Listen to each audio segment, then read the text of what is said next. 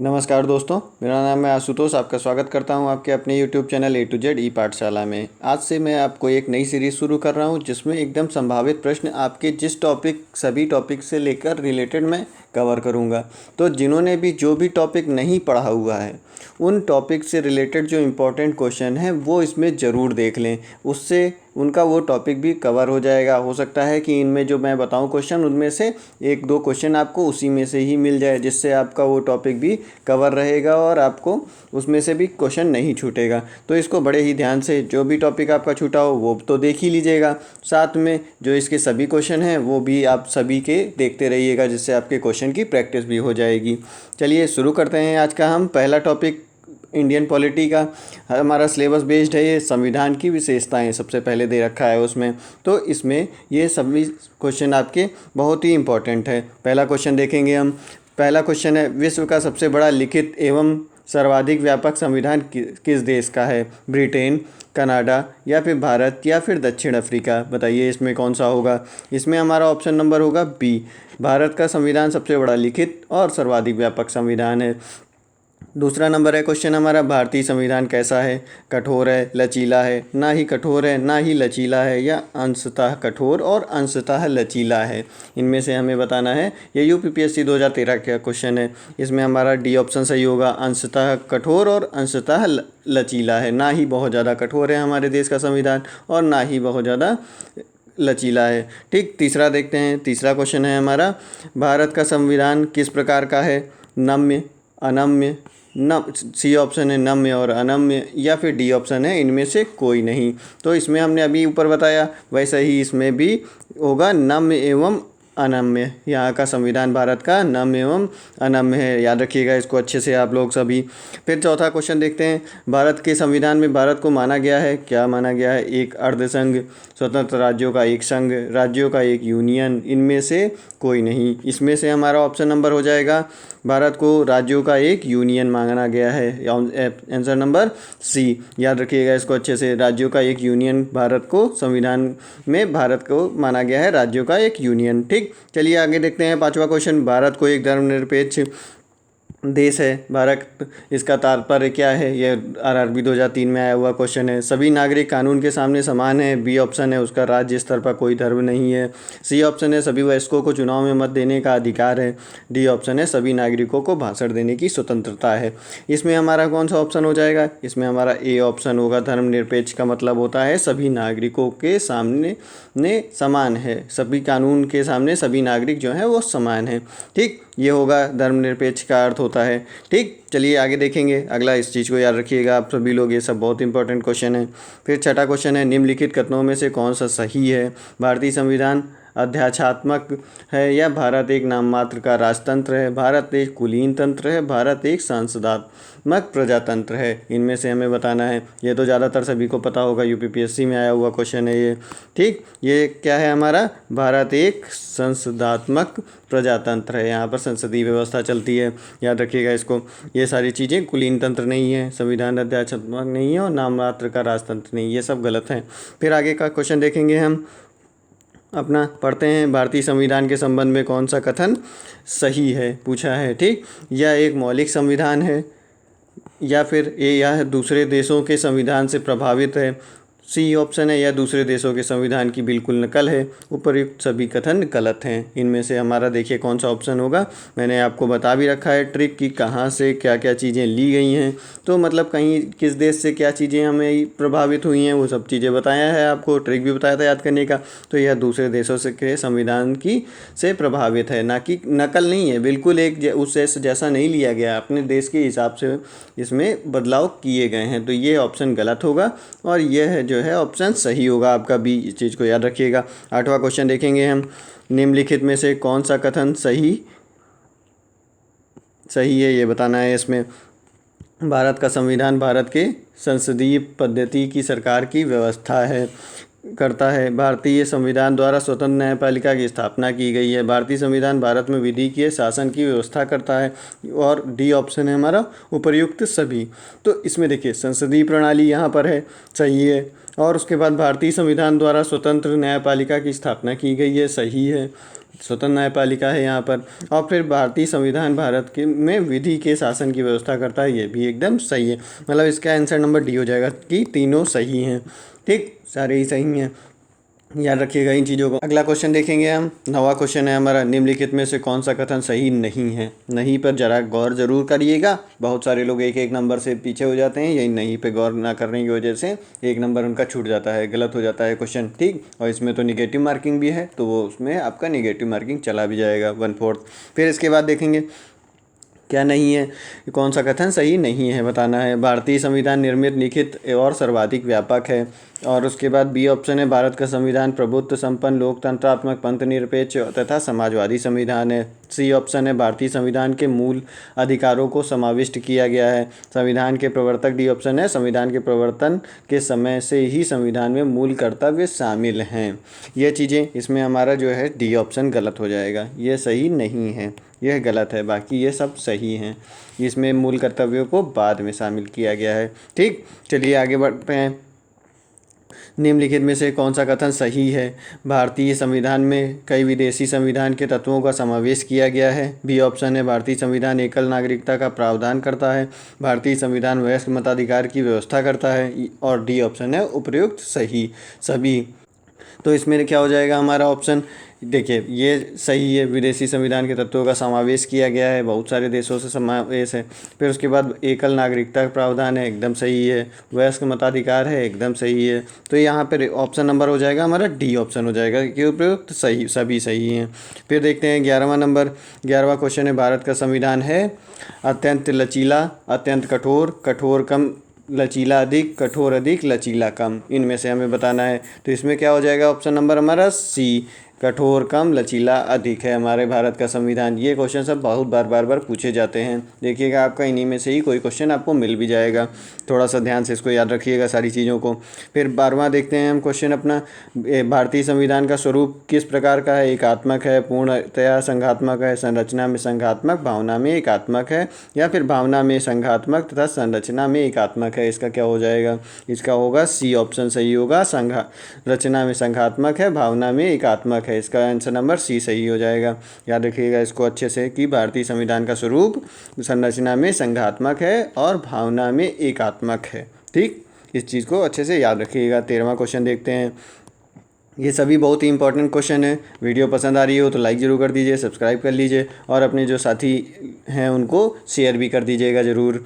ठीक, भारतीय संविधान भावना में एकात्मक है क्योंकि केवल संसद को संवैधानिक संशोधन प्रक्रिया आरंभ करने का अधिकार है। कुछ स्थितियों में संसद को राज्य के लिए कानून बनाने का अधिकार है। अखिल भारतीय सेवाओं के कारण, या फिर डी ऑप्शन है, उपयुक्त सभी। तो इसमें ऑप्शन हो जाएगा, देखिए भावना से एकात्मक है, केवल संसद को संवैधानिक संशोधन प्रक्रिया करने का आरंभ करने का अधिकार है, बिल्कुल सही बात है। फिर कुछ स्थितियों में संसद को राज्य के लिए कानून बनाने का भी अधिकार है, बिल्कुल एकदम सही बात है। फिर अखिल भारतीय सेवाओं के कारण, ये भी सही है। ठीक, यानी कि इसका आंसर नंबर डी हो जाएगा कि एकात्मक है, ये तीनों वजह से। फिर आगे देखते हैं 14 नंबर क्वेश्चन, याद रखिएगा इसको। ये सारी लाइनें जो हैं ये इनको याद ध्यान रखिएगा कि ये चीज़ होती है। भारतीय संविधान के संदर्भ में कहा जाता है कि यह मौलिक संविधान है, या फिर वकीलों का स्वर्ग है, फिर उसके बाद में विकासशील संविधान है, तानाशाही संविधान है। इनमें जो है हमारा आंसर नंबर बी हो जाएगा। वकीलों का स्वर्ग कहा जाता है भारतीय संविधान के संबंध में कि यह वकीलों के लिए स्वर्ग है, कि बहुत ज़्यादा 3-5 कर सकते हैं वकील, इसमें अपनी बहुत सारी दलीलें पेश कर सकते हैं किसी न किसी तरीके से। ठीक, तो ये चीज़ें, ये एक बार मेरे एग्जाम में आया हुआ क्वेश्चन है। 15वां क्वेश्चन देखते हैं। 15वां क्वेश्चन है हमारा, भारतीय संविधान पर सबसे अधिक प्रभाव किसका पड़ा है। भारत सरकार अधिनियम 1935 का, ब्रिटेन के संविधान का, संयुक्त राज्य अमेरिका के संविधान का, या कनाडा के संविधान का। सबसे ज़्यादा इसमें भारत में जो पड़ा है असर, भारत सरकार अधिनियम 1935 का पड़ा हुआ है। बहुत बार पूछा जाता है ये क्वेश्चन। हमारा संविधान जो है उसमें समझ लीजिए 1935 का बहुत ज़्यादा पार्ट है। ठीक, याद रखिएगा इस चीज़ों को। अब आगे बढ़ेंगे हम, 16वां क्वेश्चन देखेंगे। 16वां क्वेश्चन है हमारा ये, इसको बड़ा कर लें। देखिए 16 क्वेश्चन नंबर, निम्नलिखित में से यह किससे निर्धारित होता है कि भारत का संविधान परिसंघीय है। संविधान लिखित और अनन्य है, न्यायपालिका स्वतंत्र है, केंद्र एवं राज्य के बीच शक्तियों का वितरण, अवशिष्ट शक्तियों का केंद्र में निहित होना। बताइए इसका क्या होगा आंसर। जिन्होंने पढ़ लिया है, जिन्होंने नहीं पढ़ा है, वो जो चीज़ बताएं उसको याद कर रख लीजिएगा।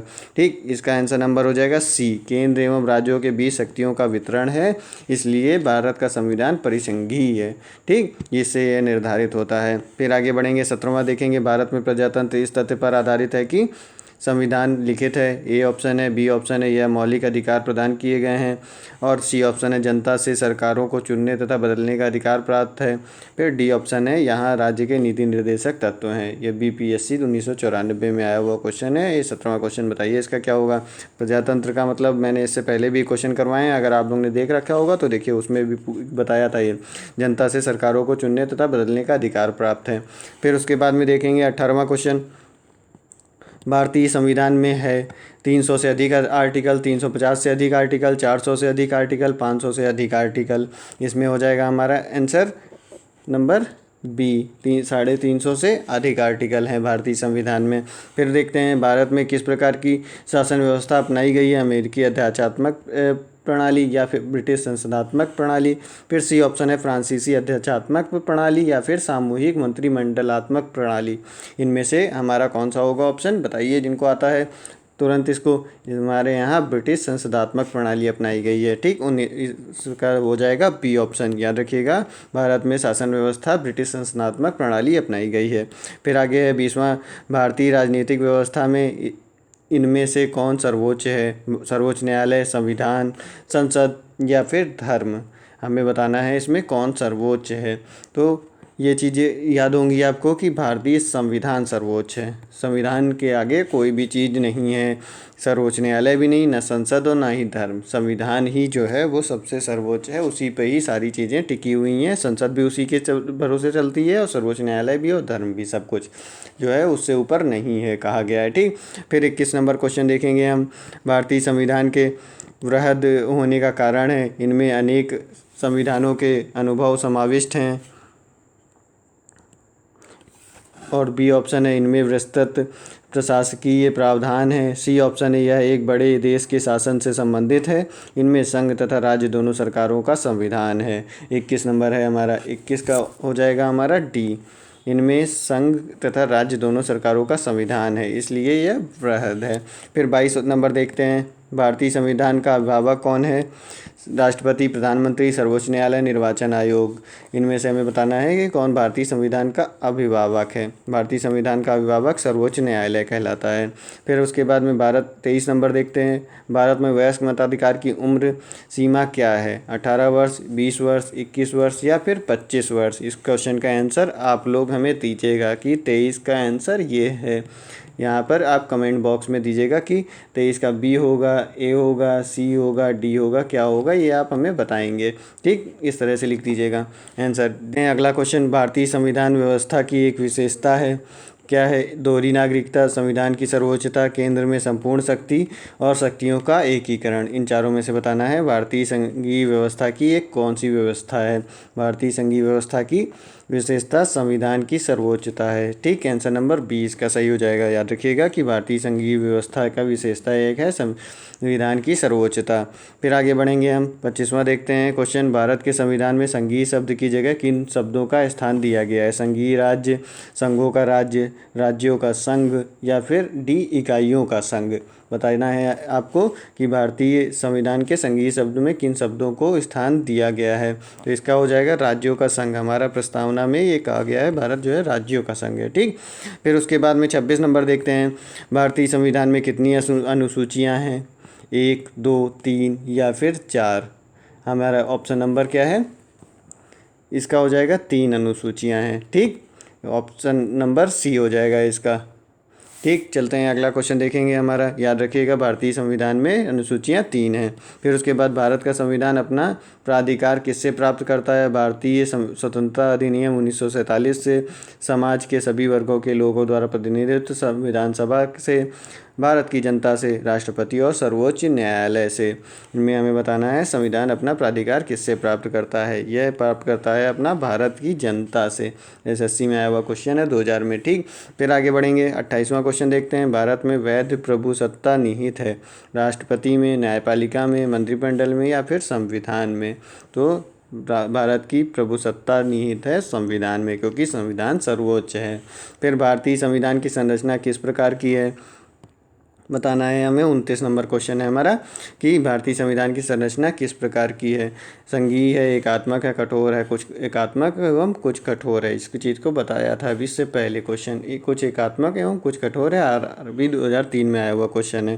फिर देखते हैं भारत के संविधान के अधीन निम्नलिखित कथनों में से कौन से कथन सही है। भारतीय संविधान सर्वोच्च है। संघ तथा राज्य सरकारों के बीच शक्तियों का स्पष्ट विभाजन है। आगे बढ़ते हैं। इसके 2 ऑप्शन इस पेज पे हैं। संविधान के संशोधनों के लिए विहित प्रक्रिया का अनुसरण करना होता है। संघ की संसद तथा राज्य विधानसभाएं संप्रभु हैं। मूल अधिकारों की परिधि को निर्धारित करने के लिए संविधान की उद्देशिका का अवलंब नहीं किया जा सकता। इनमें से हमारा हो जाएगा ये सही है, ये तो गलत है, ये दोनों गलत हैं। फिर उसके बाद में ये सही है, संविधान सर्वोच्च है, और ये संघ तथा राज्य सरकारों के बीच शक्तियों का स्पष्ट विभाजन है, ये सही है। मतलब 1 2 3 सही हो जाएंगे। तो इसका आंसर नंबर हो जाएगा हमारा डी हो जाएगा, 1 2 3। फिर उसके बाद में 31 देखते हैं। लिखित संविधान की अवधारणा ने सर्वप्रथम कहाँ जन्म लिया। फ्रांस, संयुक्त राज्य अमेरिका, फिर ब्रिटेन या फिर स्विट्ज़रलैंड। सबसे ज़्यादा पहले जो है लिखित संविधान कहाँ पे अवधारणा आई इसकी, तो इसकी अवधारणा आई फ्रांस में। इसका हो जाएगा ए ऑप्शन, फ्रांस। फिर उसके बाद अगला देखते हैं 32 नंबर क्वेश्चन। अध्यक्षात्मक शासन का उदय सर्वप्रथम किस देश में हुआ। यूगोस्लाविया, मिस्र, स्विट्जरलैंड या फिर संयुक्त राज्य अमेरिका। इन चारों में से बताना है। याद रखिएगा कि अध्यक्षात्मक शासन का सर्वप्रथम उदय हुआ संयुक्त राज्य अमेरिका में। डी ऑप्शन इसका सही। 33 नंबर का क्वेश्चन। निम्नलिखित में से कौन सा एक भारतीय संविधान का दर्शन नहीं है। कल्याणकारी राज्य, समाजवादी राज्य, राजनीतिक समानता, साम्यवादी राज्य। इसमें से हमें बताना है कि यह भारतीय संविधान का एक दर्शन नहीं है। साम्यवादी राज्य भारतीय का दर्शन नहीं। कल्याणकारी राज्य, राजनीतिक समानता और समाजवादी राज्य ये भारतीय संविधान का दर्शन है। मतलब कि ये सब विशेषताएं हैं उसकी। फिर आगे देखते हैं 34 नंबर क्वेश्चन हमारा क्या है। कथन ए, भारतीय संविधान अर्ध संघात्मक है। भारतीय संविधान ना तो संघात्मक और ना ही एकात्मक है। इसमें से हमें बताना है कि भारतीय ये जो है कथन दे रखा है, ये कारण दे रखा है। तो ये इसका हो जाएगा ए ऑप्शन। ए तथा आर दोनों सही हैं, लेकिन आर ए का सही व्याख्या करता है। ठीक, अर्ध संघात्मक क्यों कहेंगे, भारतीय ना तो संघात्मक है, ये चीज़ इससे पहले भी आपको अभी बताई थी हमने। फिर आगे बढ़ेंगे 35 नंबर क्वेश्चन देखते हैं। इनमें से कौन सा भारतीय संघीय व्यवस्था में एकात्मक तत्व है। इसमें शक्तियों का विकेंद्रीकरण, राज्यपाल की नियुक्ति, राज्यसभा में असमान प्रतिनिधित्व, न्यायिक पुनर्विलोकन, और फिर 5वां ऑप्शन है अखिल भारतीय सेवाएं द्विसदनात्मक व्यवस्थापिका। ये बताना है भारतीय संघीय व्यवस्था में एकात्मक तत्व हैं। ये चीज़ें अभी इससे पहले भी एक क्वेश्चन में हमने आपको बताई थी कि भारतीय एकात्मक तत्व कौन कौन से हैं। तो इसमें हो जाएगा हमारा राज्यपालों की नियुक्ति, और फिर उसके बाद में राज्यसभा में असमान प्रतिनिधित्व, और फिर उसके बाद अखिल भारतीय सेवाएं। इसमें बी ऑप्शन सही हो जाएगा आपका। ठीक, ये हो गया। फिर आगे देखेंगे 36। ये चीज़ें याद रखिएगा अच्छे से। फिर भारत में राजनीतिक व्यवस्था के मूलभूत लक्षण हैं। यह एक लोकतांत्रिक गणतंत्र है। इनमें संसदात्मक रूप की सरकार है। सर्वोच्च सत्ता भारत की जनता में निहित है। यह एक एकीकृत शक्ति का प्रावधान करती है। ये चीज़ें इनमें से हमें बताना है कि सही कूट का चयन करना है। भारत में राजनीतिक व्यवस्था के मूलभूत लक्षण हैं, कौन कौन से हैं। तो पहला सही होगा क्योंकि लोकतंत्रात्मक गणतंत्र है। फिर ये दूसरा सही होगा, इनमें संसदात्मक रूप की सरकार भी है। फिर सर्वोच्च सत्ता जो है भारत की जनता में निहित है, ये भी एकदम सही है। लेकिन एकीकृत शक्ति का प्रावधान करती है, ये गलत है। एकीकृत नहीं है, यहाँ पर शक्तियाँ बटी हुई हैं हर एक लेवल पे बहुत सारे। ठीक, तो इसका हो गया बी ऑप्शन सही होगा। फिर 37 नंबर देखते हैं। 37 का होगा निम्नलिखित में से कौन सी विशेषताएं भारतीय संघ और अमेरिकी संघ दोनों में साझी हैं। तो इसका हो जाएगा एकल नागरिकता, दोहरी नागरिकता, संविधान में 3 सूचियाँ, संविधान की व्याख्या के लिए संघीय उच्चतम न्यायालय। तो भारतीय और अमेरिकी संविधान संघों में दोनों में सेम क्या है ये बताना है। तो यहाँ पर संविधान की व्याख्या के लिए संघीय उच्चतम न्यायालय दोनों जगह पे सेम है। फिर 38 देखते हैं क्वेश्चन नंबर हमारा, निम्नलिखित में से कौन भारतीय राज्य व्यवस्था में सर्वोच्च है? संसद, धर्म, संविधान या सर्वोच्च न्यायालय। इससे पहले हमने आपको ये बताया था कि संविधान सबसे ज़्यादा सर्वोच्च है। यूपीपीएससी 2015 में आया हुआ क्वेश्चन है। फिर देखते हैं 39, भारतीय संविधान का आप किस प्रकार वर्णन करेंगे?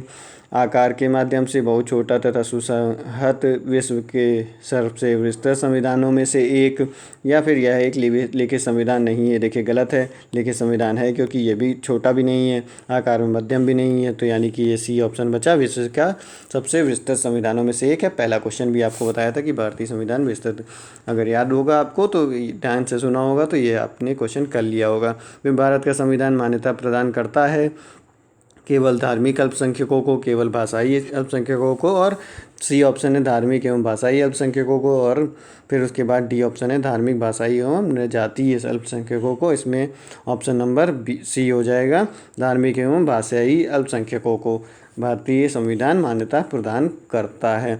ये थे आपके इम्पोर्टेंट क्वेश्चन भारतीय संविधान की विशेषता से संबंधित। ठीक, संविधान की विशेषता से संबंधित इसी तरह से आपको और भी सभी टॉपिक के कोशिश कर रहा हूँ ज़्यादा से ज़्यादा क्वेश्चन को बता देने का, कि जिन्होंने नहीं भी अगर पढ़ा है उनका भी एग्ज़ाम कैसे क्वालिफाई हो सकता है।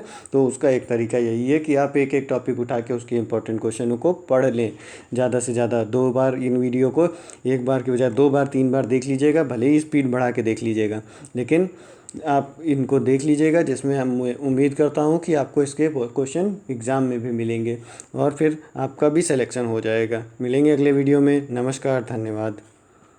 अगर वीडियो पसंद आई हो तो लाइक कर दीजिएगा और इसको सब्सक्राइब चैनल को कर लीजिएगा और कुछ लोगों को शेयर भी कर दीजिएगा।